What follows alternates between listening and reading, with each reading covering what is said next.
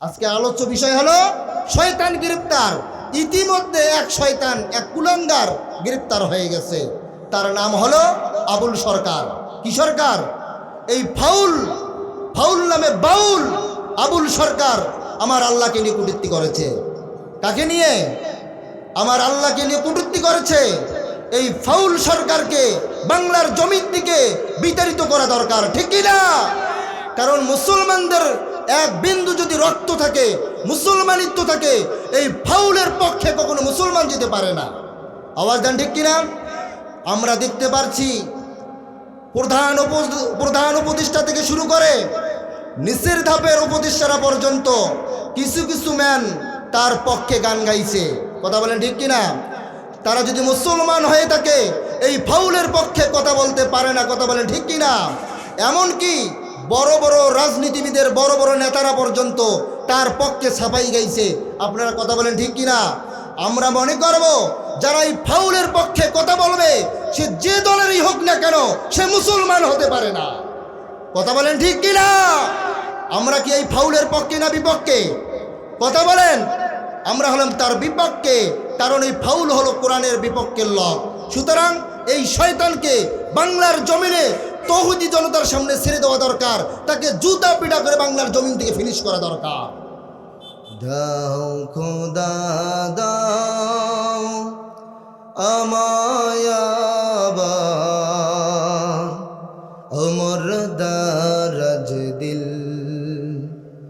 দাও খোদা দাও আমায় আবার অমর দারাজ দিল। দাও আলীর মতো বীর সেনানী, দাও আলীর মতো বীর সেনানী, জাকাতে নিখিল। দাও খোদা দাও আমায় আবার অমর দারাজ দিল। দাও খোদা দাও আমায় আবার অমর দারাজ দিল। হামজাকে দাও ঘরে ঘরে জীবন দিতে ওয়াকাতরে। হামজাকে দাও ঘরে ঘরে জীবন দিতে অকাতরে। আমার কাবা ভাঙতে এলে, আমার কাবা ভাঙতে এলে পাঠাও আবাবিল। দাও খোদা দাও আমায় আবার অমর দারাজ দিল। দাও খোদা দাও আমায় আবার অমর দারাজ দিল। মিফতাহুল জান্নাত মহিলা মাদ্রাসা হাফেজ ছাত্রীদের বোরকা প্রদান উপলক্ষে আজকের ঐতিহাসিক তাফসিরুল কোরআন মাহফিলের সম্মানিত সুযোগ্য অভিজ্ঞ সভাপতি মহোদয়, আল্লাহ রব্বুল আলামিন আজকের এই সভাপতি মহোদয়কে কোরআনের জন্য কবুল করুন। সকলে বলি আল্লাহুম্মা আমিন। আমার পূর্বে আলোচনা করেছেন হাফেজ মাওলানা মোহাম্মদ ইউসুফ আলী সাহেব। আমরা সকলেই তার জন্য দোয়া করি আল্লাহ সুবহানাহু ওয়া তাআলা তাকে কোরআনের খিদমতের জন্য গোটা বিশ্বজুড়ে ইসলামের দাওয়াতের জন্য কবুল করুন। সকলে বলি আল্লাহুম্মা আমিন। সম্মানিত হাজরিন, স্টেজে বসা আলেম ওলামা এবং আমার সামনে বসা দূর দূরান্ত ছোটে আসা কোরআনের সৈনিক বন্ধুরা,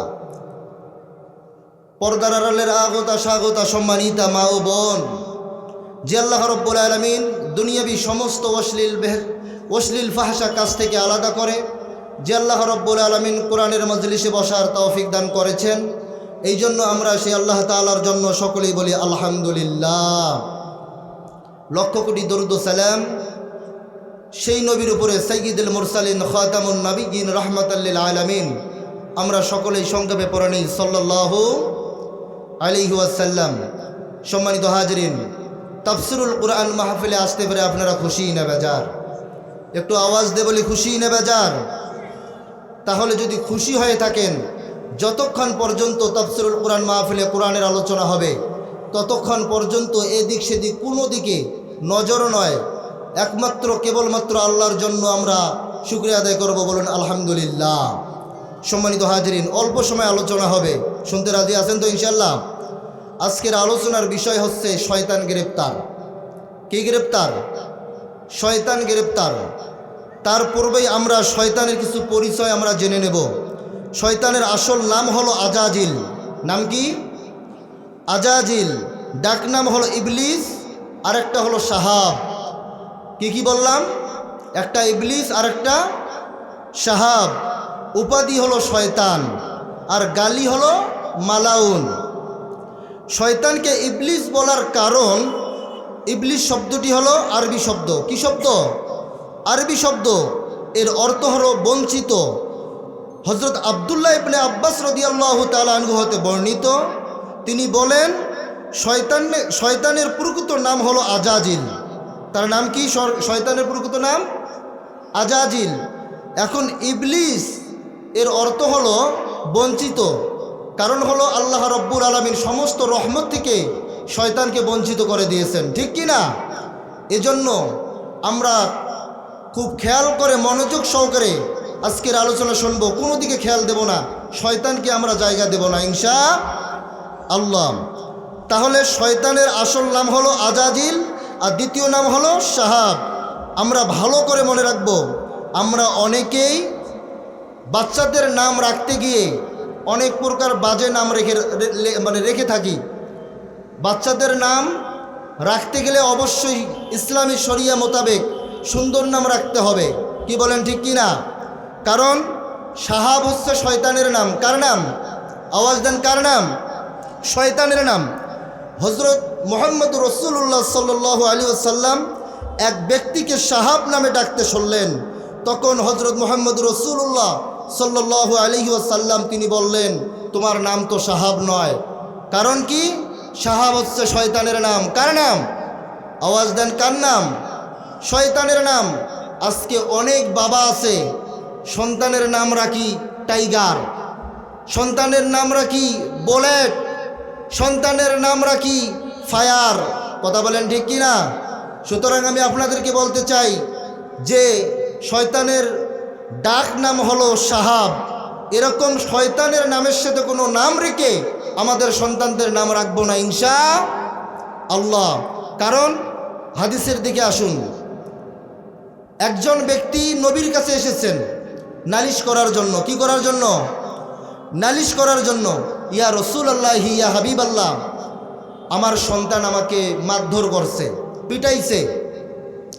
আল্লাহর নবী বললেন, কোনো সন্তান তো তার বাবাকে মারধর করতে পারে না। আল্লাহর নবী, বিশ্ব নবী ওই সন্তানের বাবাকে বলেন,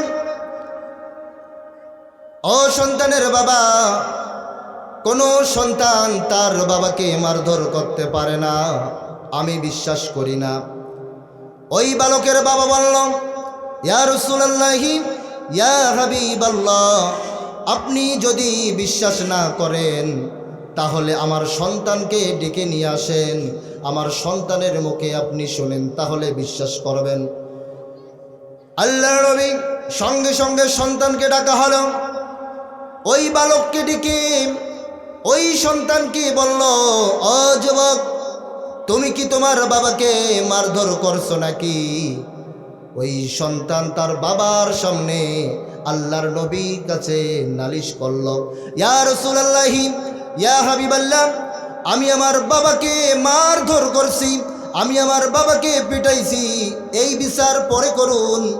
আমি আপনার কাছে জানতে চাই, প্রত্যেক বাবাদেরকে আল্লাহর নবী, বিশ্ব নবী, প্রত্যেক বাবাদেরকে দায়িত্ব দিয়েছেন 4টা। কয়টা? আওয়াজ দেন, কয়টা? প্রত্যেক বাবাকে দায়িত্ব দিয়েছেন 4টা। ইয়া রাসূলুল্লাহ, ইয়া হাবিবাল্লাহ, আপনার কাছে আমার জানার হলো আমার বাবা কয়টা দায়িত্ব পালন করেছে, আমি এটা আপনার কাছে জানতে চাই। আল্লাহর পয়গম্বর প্রত্যেক বাবাদের উপরে, সন্তানদের উপর 4টা দায়িত্ব রেখেছেন। এক নম্বর দায়িত্ব হলো কোনো ছেলে অথবা কোনো মেয়ে যখন জন্মগ্রহণ করবে সুন্দর দেখে একটি নাম রাখবে। কি রাখবে? আওয়াজ দেন, কি রাখবে? নাম রাখবে। ইয়া রাসূলুল্লাহ, ইয়া হাবিবাল্লাহ, আমার বাবা আমার নাম রেখেছে টাইগার। আপনাদেরকে বলতে চাই টাইগার মানে কি? আওয়াজ দেন। টাইগার নামে হলো বাঘ।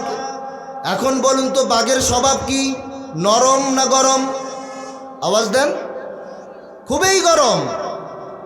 ওই সন্তান আল্লাহ রসুলকে বললেন, ইয়া রাসূলুল্লাহ, ইয়া হাবিবাল্লাহ, আমার বাবার উপরে যে 4টা দায়িত্ব, 1 নম্বর দায়িত্ব হলো আমি যখন জন্মগ্রহণ করেছি আমার বাবার উচিত ছিল সুন্দর দেখে একটি নাম রাখা, অথচ আমার নাম রেখেছে ফায়ার, আমার নাম রেখেছে বুলেট। তার মানে ফায়ার মানে হলো কি? আগুন। কি? আগুন। আমার নাম যদি ফায়ার হয়, আমার নাম যদি বুলেট হয়, আমার নাম যদি টাইগার হয়, আপনারা বলুন তো সন্তানের নাম যদি এরকম হয় তার আচরণটা হবে কিরকম? কথা কি বোঝা যায়? আল্লাহর পয়গম্বরকে ওই সন্তান বালক বললেন, ইয়া রাসূলুল্লাহ, ইয়া হাবিবাল্লাহ। দ্বিতীয় নাম্বার, আল্লাহর পয়গম্বর আমার বাবার উপরে দায়িত্ব দিয়েছেন সন্তানকে ইলম শিক্ষা লাগবে। আমার বাবা আমাকে কি শিক্ষা দিয়েছে? আল্লাহ রাব্বুল আলামিন কোরআনুল কারীমের মধ্যে বলেছেন, ইকরা বিসমি রাব্বিকাল্লাযী খলাক। পড়ো তোমার আল্লাহর নামে। কার নামে? আওয়াজ দেন, কার নামে? পড়ো তোমার আল্লাহর নামে, যিনি তোমাকে বানিয়েছেন, যিনি তোমাকে সৃষ্টি করেছেন। এখন আপনাদেরকে বলতে চাই, আমাদেরকে সৃষ্টি করেছেন কে? আওয়াজ দেন, কে? আমাদেরকে সৃষ্টি করেছেন আল্লাহ। সেই শিক্ষা আমরা কোথায় গিয়ে পাব? এই যে মহিলা মাদ্রাসার বাচ্চাদেরকে যখন ওস্তাদরা শিক্ষা দেয়, বলুন তো সরে অতে কি শিক্ষা দেয়? সরে অতে কি শিখায়? সরে অতে উজু কি শিখায়? উজু। আবার দেখেন একই শিক্ষা যখন প্রাইমারি লেভেলে, যখন কিন্ডারগার্টেনে যখন সন্তানগুলোকে ভর্তি করাবেন, শিক্ষকরা তখন বাচ্চাদেরকে শিক্ষা দেয় এমনভাবে সরে অতে অজগর কি শিখায়? সরে অতে অজগর শিখায়। আবার একই পড়াম এই মহিলা মাদ্রাসায় বাচ্চাদেরকে শিখানো হয় সরে আতে আল্লাহ কি শিখায়? সরে অতে আল্লাহ। একই শিক্ষা সন্তানকে যদি আপনি প্রাইমারিতে দেন, কিন্ডারগার্টেনে দেন, ওই সন্তানকে শিক্ষা দেবে সরে আতে আম পাতা জোড়া জোড়া। কথা বলেন ঠিক কিনা? মুসলমান ভাইরা আমার, খুবই গুরুত্বপূর্ণ কথা বলছি, হাদিস থেকে বলছি। ওই সন্তান তার বাবার কথা আল্লাহর নবীর কাছে বললেন, ইয়া রাসূলুল্লাহ, ইয়া হাবিবাল্লাহ, আল্লাহর নবী প্রত্যেকে বাবাদের উপরে 4টা দায়িত্ব দিয়েছে। দ্বিতীয় নাম্বার দায়িত্ব হলো ইলম শিক্ষা। আল্লাহর নবী বলেছেন, তলাবুল ইলমি ফরিদাতুন আলা কুল্লি মুসলিম। দ্বীনি ইলম শিক্ষা করা প্রত্যেক মুসলমানের উপর কি? সুন্নত না ফরজ? আওয়াজ দেন, ফরজ। ওই সন্তান আল্লাহর নবীকে বললেন, ইয়া রাসূলুল্লাহ, ইয়া হাবিবাল্লাহ, আমার বাবা আমাকে কি শিক্ষা দিয়েছে? আবল তাবল আগডুম বাগডুম কবিতা আছে না নাই? আওয়াজ দেন, আছে না নাই? আছে। আমার বাবা আমাকে এই শিক্ষা দিয়েছে। 3 নম্বর বললেন, ইয়া রাসূলুল্লাহ, ইয়া হাবিবাল্লাহ, আল্লাহর পয়গম্বর প্রত্যেক বাবাদেরকে দায়িত্ব দিয়েছেন। 3 নম্বর যে দায়িত্বটা, যখন সন্তান বড় হবে তার কর্মের ব্যবস্থা করবে। কি করবে? কর্মের ব্যবস্থা করবে। আপনি জিগান আমার বাবা আমার কি ব্যবস্থাটা করেছে। কথা কি বোঝা যায়?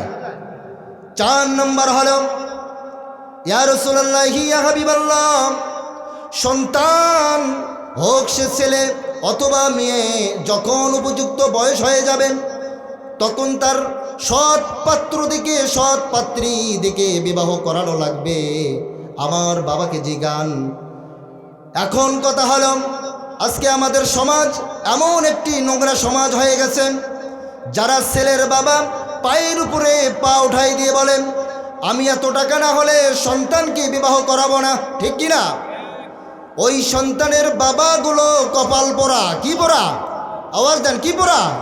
কপাল পোড়া।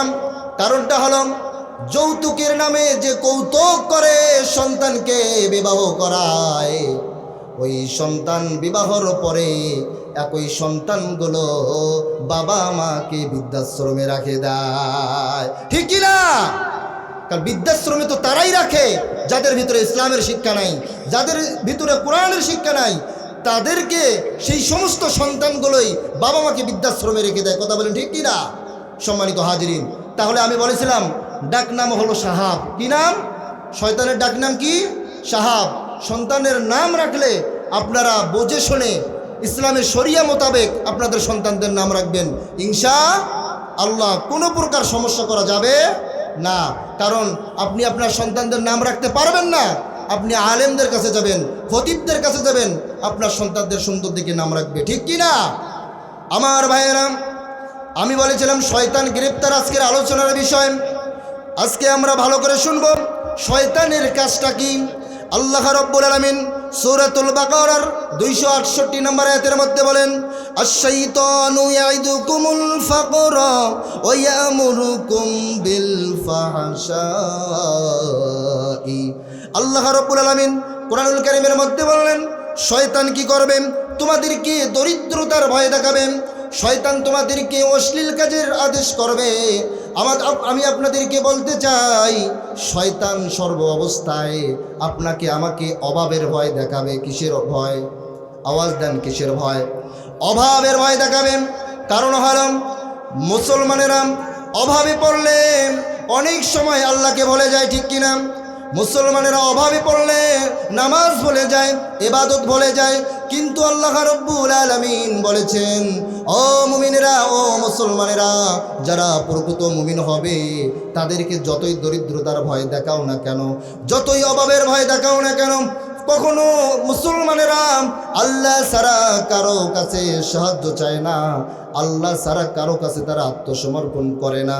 আল্লাহ রাব্বুল আলামিন বলেছেন, ইয়া আইয়ুহাল্লাযীনা আমানুস্তাঈনু বিস-সাবরি ওয়াস-সালাহ। আল্লাহ রাব্বুল আলামিন বলেন, যারা প্রকৃত মুসলমান, যারা প্রকৃত মুমিন, তারা অভাবের মধ্যেও পড়লে তারা নামাজের মধ্যে আল্লাহ রাব্বুল আলামিনের কাছে সাহায্য চায়। দ্বিতীয় নাম্বার হলো তারা ধৈর্য ধারণ করে আল্লাহর কাছে আত্মসমর্পণ করে। আল্লাহ রাব্বুল আলামিন বলে, যারা প্রকৃত মুসলমান, প্রকৃত মুমিন, যত অভাবেই পড়ুক না কেন, তারা আল্লাহ ছাড়া কারো কাছে তারা মাথা নত করে না, ঠিক কি না? আল্লাহ রাব্বুল আলামিন সেখানে বলেন, যারা প্রকৃত মুমিন হবেন, যারা সালাতের মধ্যে আল্লাহর কাছে সাহায্য চাবেন, যারা দোয়ার মাধ্যমে আল্লাহর কাছে সবুর করে সাহায্য চাবেন, আল্লাহ রাব্বুল আলামিন বলেন, বান্দারে, তোমাদের কোনো টেনশন নাই, তোমাদের কোনো চিন্তা নাই। ওয়ালা তাহিনু ওয়ালা তাহজানু ওয়া আনতুমুল আ'লাউনা ইন কুনতুম মুমিনিন। আল্লাহ রাব্বুল আলামিন কোরআনুল কারীমের মধ্যে বলেন, ও ঈমানদাররা, ও মুসলমানেরা, তোমাদের কোনো ভয় নাই, তোমাদের কোনো টেনশন নাই, তোমাদের কোনো চিন্তা নাই, আমি আল্লাহ রাব্বুল আলামিন তোমাদের সঙ্গেই আছি। বলুন সুবহানাল্লাহ। সম্মানিত হাজিরিন, তাহলে বোঝা যায় শয়তান কি করবে? অভাবের ভয় দেখাবে। এখন আপনাদের যতই অভাব থাকুক, আমরা আল্লাহকে ভুলবো না, ইনশাআল্লাহ, ইনশাআল্লাহ। সম্মানিত হাজিরিন, এখন কথা হলো শয়তানের কর্মটা কি, এটা জানার দরকার আছে না নাই? আওয়াজ দেন, আছে না নাই? আল্লাহ রাব্বুল আলামিন বলেন, ইন্নাল্লাযীনা ইয়াকফুরুনা বিআয়াতিল্লাহি ওয়া ইয়াকতুলুনান নাবিয়্যিনা বিগাইরিল হক ওয়া ইয়াকতুলুনাল্লাযীনা ইয়া'মুরুনা বিল কিসতি মিনান নাস ফাবাশশিরহুম বিআযাবিন আলীম। আল্লাহ রাব্বুল আলামিন বলেন, ইন্নাল্লাযীনা ইয়াকফুরুনা বিআয়াতিল্লাহ, নিশ্চয় যারা কাফের তারা কোরআনের বিধান অস্বীকার করবে। কিসের বিধান? আওয়াজ দেন, কিসের বিধান? নিশ্চয় যারা কাফের তারা হলো কোরআনের বিধান অস্বীকার করবে, নবীদেরকে হত্যা করবে।